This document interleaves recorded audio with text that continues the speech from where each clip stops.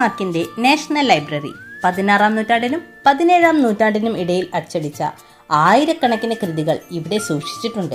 കൂടാതെ ലോകത്തിലെ ഏറ്റവും വലിയ ക്ലാസിക്കൽ ഗ്രന്ഥങ്ങളുടെ ശേഖരം ഇവിടെയുണ്ട്. ചുറ്റും കനാലായതിനാൽ ഇവിടെ കൂടുതലും വാപ്പററ്റോ എന്ന് വിളിക്കുന്ന വാട്ടർ ടാക്സിയാണുള്ളത്. വെനീസിലെ പല യുനെസ്കോ പൈതൃക സൈറ്റുകളിലും പ്രാവുകളുടെ കാഷ്ടം മൂലമുണ്ടാകുന്ന നാശനഷ്ടങ്ങൾ തടയാൻ വേണ്ടി പ്രാവുകൾക്ക് ഭക്ഷണം നൽകുന്നത് നിരോധിച്ചിരിക്കുന്നു. ലംഘിക്കുന്നവർക്ക് 50 യൂറോ മുതൽ 200 യൂറോ വരെ പിഴ ചുമത്തും. ലോകത്തിലെ ഏറ്റവും സൗന്ദര്യമുള്ള നഗരം, ഒഴുകി നടക്കുന്ന നഗരം എന്നൊക്കെയാണ് വെനീസിന്റെ വിശേഷണം. പ്രശസ്ത സഞ്ചാരിയായ മാർക്കോ പോളോയുടെ ജന്മനഗരം.